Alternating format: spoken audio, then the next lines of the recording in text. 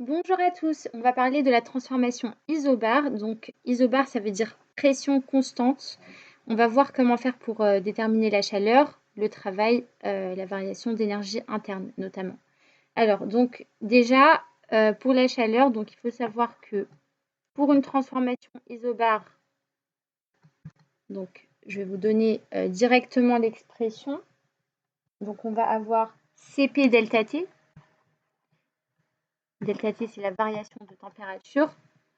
Donc ici, je peux vous faire une autre vidéo si vous voulez les détails de comment on obtient cette équation, mais vous pouvez directement l'utiliser et l'appliquer.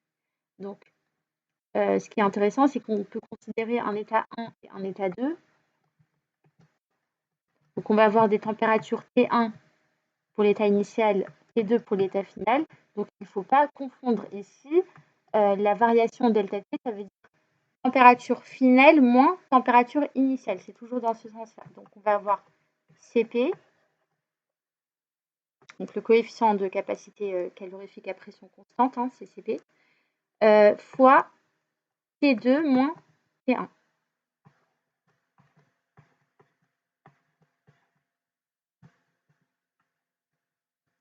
Voilà, donc ça, c'est ce qu'on va avoir pour la chaleur. Par rapport à la notation, souvent, on écrit comme ça. Donc, je vous invite à le faire parce que parfois, vous allez avoir un cycle. Et dans un cycle, c'est une succession de transformations entre différents états. Et quand vous allez calculer des grandeurs physiques telles que la chaleur, le travail ou autre, c'est important de préciser de quelle transformation parmi toutes les autres vous êtes en train de parler. Donc, c'est toujours important de spécifier. Alors ensuite, donc pour le travail, on va utiliser la formule générale. La formule générale du travail élémentaire, c'est dW en thermodynamique égale moins PdV. P étant la pression et V le volume.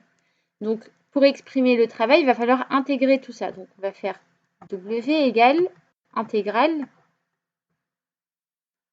de moins PdV. Moins PdV.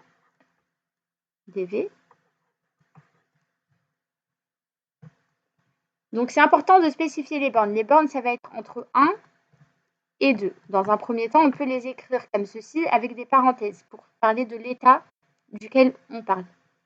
Mais après, il va falloir préciser de quoi vous parlez parce que quand vous intégrez, vous avez une variable d'intégration. Ici, la variable d'intégration, c'est V le volume parce qu'on a dV.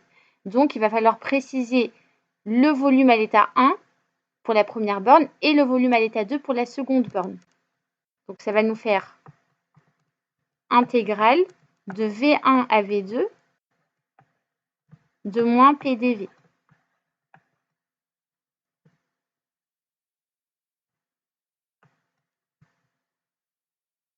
Donc, ça, c'est V2. Hein. Voilà.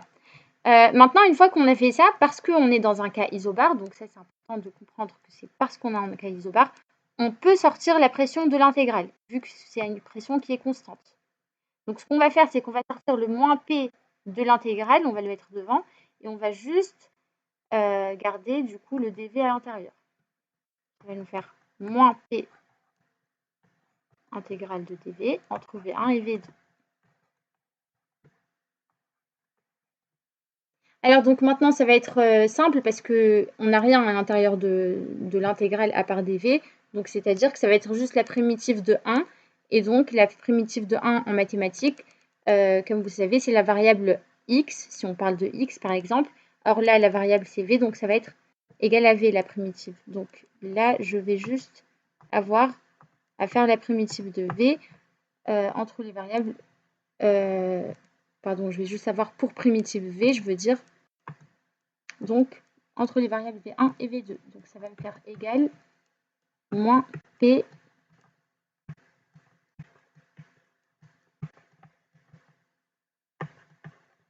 comme ceci. Donc, ça me fait la différence que je vais exprimer ici. Donc, ça me fait, entre parenthèses, V2 moins V1. Et donc, voilà, c'est-à-dire que le travail pour une transformation isobar, donc ici, qui va entre 1 et 2, c'est égal à moins P delta V, parce que V2 moins V1, c'est bien le volume final moins le volume initial, donc ça correspond à delta V. Donc ça nous fait moins P delta V. Donc ça, c'est l'expression du travail pour une transformation isobar. Je le réécris parce que c'est pas très bien écrit plus haut, donc voilà, c'est ça l'équation. Ça c'est un V.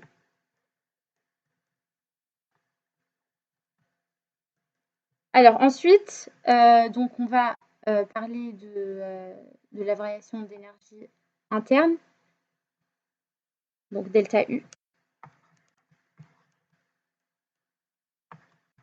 Delta U pour une transformation isobar, donc vous pouvez noter que c'est CV delta T. Donc pareil, si vous voulez la démonstration, je peux en faire une vidéo, c'est un peu plus long que... Enfin, ce serait trop long si je le fais là. D'autres choses que vous pourrez noter aussi, c'est le fait qu'on va avoir delta H, c'est égal à Q, donc la chaleur, qui est aussi égale à gamma delta U. Donc voilà, ça c'est des notes qui sont intéressantes aussi à savoir pour le cas isobar. Donc delta H, je rappelle que c'est la variation de l'enthalpie.